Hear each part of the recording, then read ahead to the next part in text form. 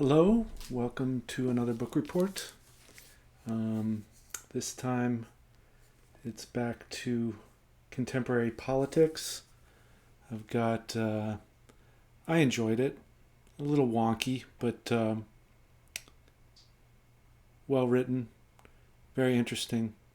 The World Turned Upside Down, America, China, and the Struggle for Global Leadership by Clyde Prestowitz. I think most of I think all this book is worth reading for anyone who really cares about U.S.-China relations or is interested in it. I think the last few years, really, I mean, anybody who's been paying attention the last 10, 12 years, the rise of Xi has made it crystal clear that economic ties to China is not going to create some magic democracy or liberalization. Quite the opposite. Things have been going in a very bad direction in China politically since the rise of Xi, about 9-10 years ago. Now, the core of this book, in my mind, is chapters 10 and 11, where he talks about a plan for China from the U.S. perspective, and then a plan for the U.S. I don't agree with all the details, but I do agree with most of the general ideas, which I will scan very quickly right now. So under the plan for China, he talks about reciprocity. Basically, China is a member of the World Trade Organization, yet not abiding by the rules. And that's just one example of many. And he's just saying that it's time to stop letting all that slide, and that we need to respond to China in kind. So if, our diplomats have to register, so do they, with the government when they move around and do things. So do theirs. Maybe not, monitoring like a police state, because we hopefully won't be one, assuming we stay free and democratic. But anyway, that's just one example of many. And I completely agree with that. It's time to stop letting China slide just because it's a big economy. Give me a break. Shift of the supply chain, which gets back to the same idea that large corporations, and particularly important pieces of our economy, such as pharmaceutical drugs that we learned in the last couple of years, but everything, chips, technology, should not be dependent on China. They can and do use it as an economic weapon, so we need alternatives for that. And there's a great quote that I'll get to later that relates to any economic pain that might be around that. Let's see, no U.S. money in Chinese funds or unaudited corporations. So this is actually starting to happen. In order to be listed in U.S. stock markets, Chinese companies need to have the same auditing requirements as U.S. companies. Now, some of them already do that, but many of them do not. And I think that's great. Submit a nullification and impairment case to the World Trade Organization, which alludes to the reciprocity concept. Basically say, hey, China's not abiding by WTO standards, and if we don't censure them, then we're going to leave the WTO because it's meaningless, which it is. This is quickly followed by a democratic globalization organization. So either the WTO treats China like everybody else, which it has not been, or we, and I think this could be an addition. I think he's arguing this democratic globalization organization, even if the WTO does hold China accountable, which basically means they'd be kicked out, because there's no way China would abide by all the WTO rules. That's why the world's been looking the other way, or the WTO has been looking the other way. ever since they entered about 20 years ago now. So even if the WTO kicks them out, which they should be kicked out, there's still need for a globalization organization that is completely centered on free, democratic countries. It would be good for our economies and good for the world, because it would weaken the economies of repressive governments. I think it's really time to get away from the realpolitik BS that was propagated by Kissinger and his ilk, and get back to values-based foreign policy. And I think that's why I like the book so much, because he agrees. Another, apply trade laws to the fullest extent possible, self-initiate. So here he's just saying, look, China effectively does dumping, meaning selling products at or below market costs. They manipulate their currency, things like that. And there's mechanisms that the executive branch has to counteract that without an act of Congress, nothing. Use those. Do it. Take care with students. Here he admits that most individual students are not nefarious in any way, but in total they can limit free speech on American campuses. And because of the economic power of so many Chinese students, the threat of China taking those students away can corrupt academic integrity and free speech on campuses. It's already happening, particularly in other countries, but also to a certain degree here. He's also concerned about those, what are they called? I can't remember now, and I don't actually see it here, but I think they're called the Confucian Institutes. Those are completely Chinese Communist Party organizations and really should not be allowed on U.S. campuses, at least not without being completely open about where all their funding comes from. And they shouldn't be able to manipulate U.S. courses and things that they've been documented to do. Okay, another free world infrastructure development team. This would counter the roads, and I can't remember, but China has a massive infrastructure development program where they've actually invested more infrastructure and development money in countries outside of China than the U.S. has on itself internally. I mean, it's pathetic, the lack of investment in America by America, which gets to the next section. But anyway, so but outside of the U.S., the free world, Japan already has some funds in this area. But anyway, the liberal and free countries really need to get together and invest in countries as a counterbalance to what China's been doing. China's Belt and Road concept. Yeah, so counteracting China's Belt and Road, but also just make the world a better place, right? Support freedom and civil rights and open countries, not authoritarian places. And then open seas and stronger alliances, which has been happening a little bit lately. But again, counteract what China's trying to do in the South China Sea, and stand up for Taiwan, things like that. Then the plan for America. Market access charge. This is a concept of that the dollar is overvalued, and that foreign investments that aren't a direct don't directly build infrastructure in the U.S. need a little surcharge to discourage outside inflows of currency to prevent the overvaluation of the U.S. dollar. I'm not sure I completely agree with this. I would have to research it more to really know. Impose a value-added tax. The way he talks about it, I'm not totally crazy about it, but a more sophisticated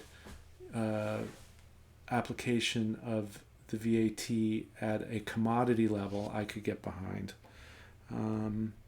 Anyway, the Great Rejuvenation. So basically investing in ourselves again, which we used to do and we really don't anymore. National Economic and Security Council, again, just being smarter about our own economic development and security, and tying that to national security a little more explicitly. The Department of Competitiveness, I wasn't really sold on this one completely, but maybe something very light and nimble to sort of tie together different government-based research and development funds and coordinate them a little bit. The 5G example, a la Woodrow Wilson. So here he's talking about how in the past the U.S. federal government has helped U.S. companies be competitive on a global stage, and we need to get back to that again. Respond to Made in China. Copy Singapore and Ireland. Again, these ideas are basically just kind of get smarter about our own economic development and get more sophisticated and leverage the federal government to help private industry be more competitive and grow the economy in a smart way. Create wealth and good jobs will follow. I think that sort of is self-explanatory. And again, it gets back to all the other Plan for America subsections that I just described. Reshore production, make manufacturing 16% of GDP. I think this will happen on its own, particularly with 3D printing or additive manufacturing, and securing the supply chain a little bit. But there's no reason not to spur it along a little bit, encourage that. Focus on manufacturing support. So again, the federal government does have a role. I agree it should be limited, but not as hands-off as it is now. Savings, investments, R&D, and infrastructure. Again, investing in ourselves. And the federal government definitely has a role to play here. So like, for an example, R&D spending is significantly less than other countries, and a higher percentage of that is completely by private companies now. So since the 1960s, America's spending on R&D has changed dramatically. In the 60s and 70s, it was the U.S. government. This has fallen steadily from about 1.8% of GDP in the 60s to about 0.6% today, and has been replaced by business spending. In other countries, government share is much higher. And I applaud private R&D spending, but it is much more focused on what can you do for me next quarter, next year, maybe a few years out. Some of the big boys like Alphabet, aka Google, do think longer term. Also Tesla. There's a few companies that do long-term R&D, but in general, it's very short-termism, and federal-driven R&D can be more big picture, longer term, which pays off in a major way. I mean, a huge percentage of our economy today is based on R&D, federal government-sponsored R&D from the 50s and 60s. This is a fact. Apple, almost every Apple product was born out of a federal-based R&D project from the 50s, 60s, and 70s. And we're not investing in the future like we used to, and we need to get our act together. Reverse the trends, get our act together, invest in ourselves again. The New American Corporation. So he strongly and very articulately rejects the idea that the only purpose of a corporation is to serve the short-term interests of stockholders. That's insane. It's ridiculous. Now, let's see, the national, I forget what it's called. I don't see it here. Anyway, there is a U.S. national organization of business, like a business roundtable or something, that did say, hey, no, you need to, focusing on short-term profits of your shareholders is not what a business is all about. You should be concerned of all stakeholders. but changing the roundtable prescription and what private companies actually do are two different things. And anyway, so he's just basically saying that U.S. corporations have responsibilities in addition to just their shareholders. They have responsibilities to the communities they're in, to their employees, to the country itself, and to the values that we all share. Hopefully, I mean, we do have a few crazies here now that seem to be more vocal than ever, but most people care about the rule of law, one person, one vote, democracy, freedom of speech, civil rights, human rights. And the New American Labor Movement. This was kind of news to me a little bit. That, well, I won't get into the details. Anyway, he had some interesting ideas around unions and how to reform how we do things union-wise here a little bit. So those were the plans for China and America from a U.S. perspective, which is really the heart of the book. He has sections in all kinds of areas, and it's very interesting. And so I'm going to hit a few other things. Let's see, second paragraph. Oh, yeah. This I thought is worth reading.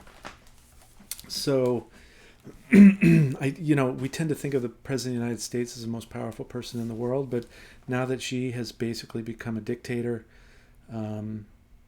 and is sitting on top of the second largest single economic entity in the world, China, the single most powerful human being on the planet today is probably actually Xi, the premier of the head of the Chinese Communist Party in China. And what he's saying here applies to any dictatorship, but when you think about how economically powerful and increasingly militarily powerful China is, I think this is worth reading. So he's talking about the Chinese Communist Party's Central Organization Department, which is pretty much completely controlled by Xi at this point. There is some power struggles, but for the most part, he's in charge.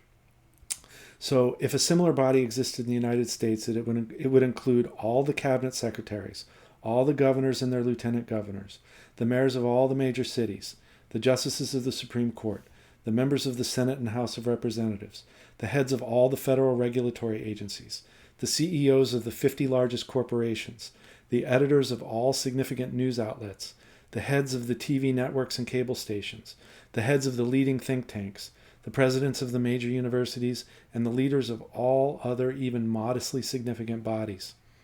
The appointees to these posts would be vetted in secret, and when they were announced, there would be no explanation of why the appointments were made. The reverse also occurs. Important actors may be demoted, fired, or even imprisoned, or worse, also in secret. So, again, I think Americans don't realize the power of the Chinese Communist Party within China. It is, not absolute in the sense that they have their fingers in every little thing, but if there's something they care about, they're going to have it their way, period. There's no ifs, ands, or buts. And they can control everything.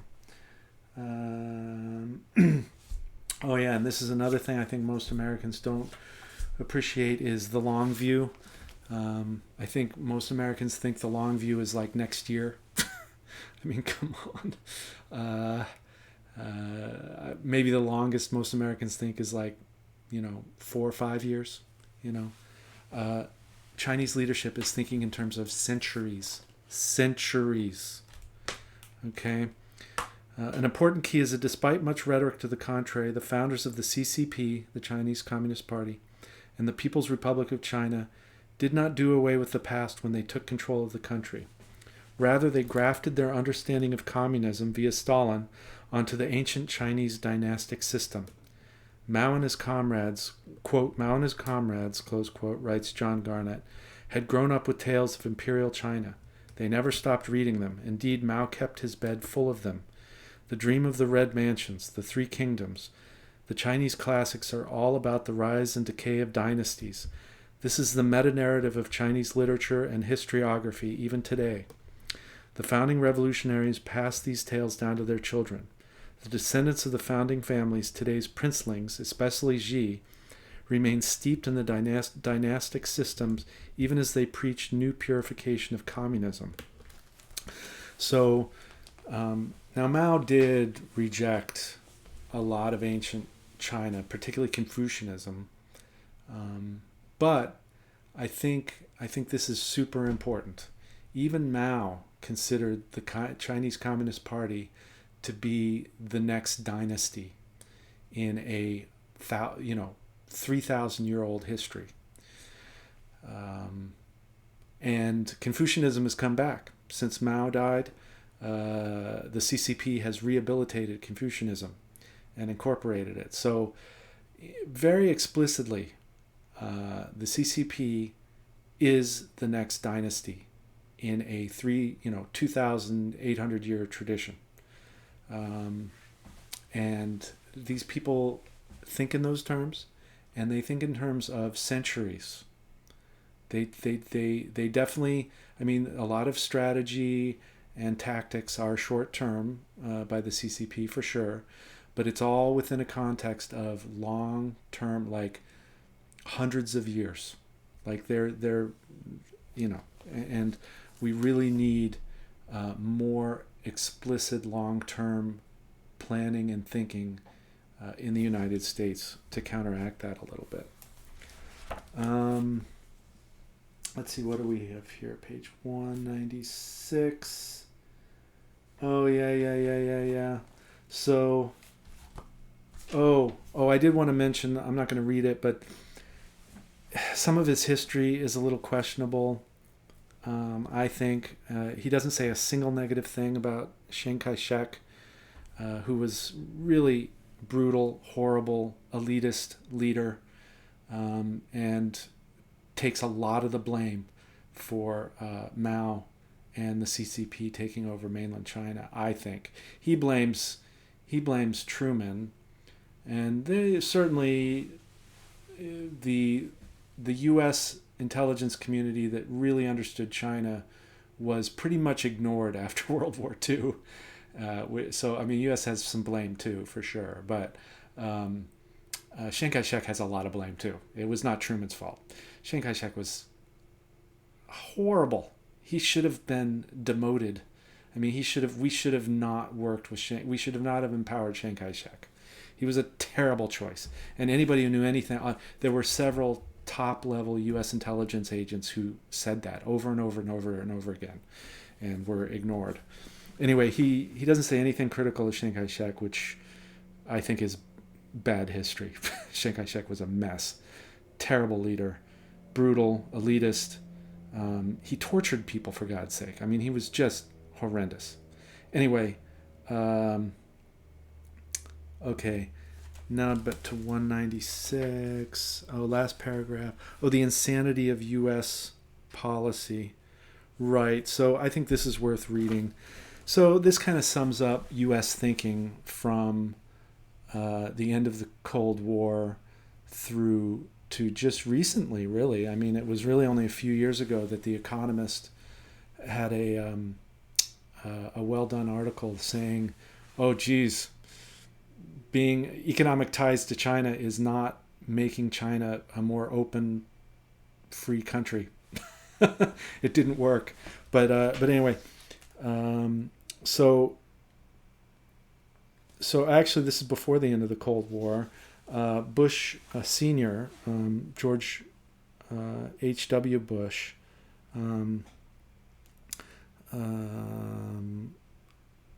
basically ignored Tiananmen Square and pushed forward with closer economic ties with China, empowering the CCP, thinking that, so basically he steadfastly maintained that, quote, as people have commercial incentives, whether it's China or in other totalitarian countries, the move to democracy is inexorable, close quote. That is actually a quote by President H.W. Bush, probably the last, halfway decent Republican president that I can think of. Although, anyway, forget about that. Sorry, I shouldn't have brought that up. But anyway, the senior Bush was halfway decent. He had a lot of faults, but that was just insane. And there's no question. Anybody who still thinks that is deluding themselves and not paying attention. I mean, clearly, China is less free today than it was 10 years ago, and yet the economic ties are even bigger. So, engaging China economically is not going to magically make it free. Not going to happen. But a lot of people really thought it would for a long time. I don't really need to read any of this, although it was fascinating to me that I'd really have to do more research to know this for sure, but I'll read it. He says, it is a near certainty that without Wall Street's cash, most of China's SOEs, state-owned enterprises, would have collapsed and taken the party down with them. I kind of think that's a little pushing it a little bit. But it's safe to say that the state-owned enterprises would not be as large and as powerful as they are now. That's for sure. Like, this is a good example. So Paulson in the early 1990s came in and persuaded Zhu, the leader at the time, to consolidate all of the China's phone companies into a single company called China Mobile. Now, at the time that Goldman Sachs took China Mobile to Wall Street, it was just a paper company. There was really nothing there, not a single bit of revenue, and that just didn't matter. When the company was taken public on the New York and Hong Kong exchanges, it raised $4.5 billion. Today, it is the largest mobile phone operator in the world. So I think, I mean, that's one element of the rise in power of the CCP that has ignored the role of Wall Street in empowering state-owned enterprises and propping them up with Wall Street money. And 218, first few paragraphs. Oh, yeah. This, I really liked a lot of his economics and his emphasis that mercantilism works. Every single country in history that has gotten wealthy and economically powerful has done through mercantilism, basically protecting key industries, nurturing and protecting key industries. The neoliberal push of free trade on poor countries is the current colonialism, and is not the way to get countries rich. It's a good way to exploit countries, but no country has ever gotten truly wealthy and economically powerful with complete fair trade. It's a delusion, and historically not true. So anyway, last full paragraph is a must read. Okay, it is important for Americans especially to understand that economic and technological advance are not achieved solely by entrepreneurs taking advantage of free markets. In the first place, a completely free market is a jungle. It requires government to establish and police what we consider to be a free market. Consider the New York Stock Exchange as a market, and so are the Moscow and Shanghai stock exchanges. On which do you think you'd prefer to trade? Did you say New York? If so, the reason is that it is better regulated. Beyond that, as we have seen in the cases of semiconductors, aircraft, and many other technologies and products, government support of R&D, procurement, and protection have been critical to success. Almost everything Apple sells, for instance, came out of some U.S. government program. So I thought that was a very well-written, succinct paragraph. It talks about how while capitalism is very powerful, open markets are extremely efficient ways of allocating resources, but you still need some coordination. You need some R&D.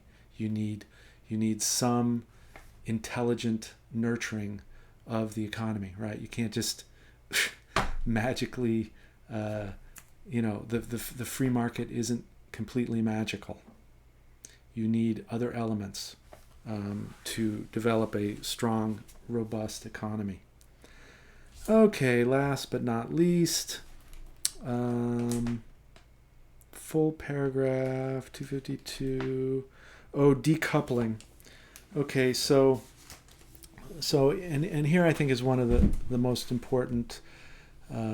His prescriptions for how we should treat China and develop ourselves from a U.S. perspective is really the core of the book.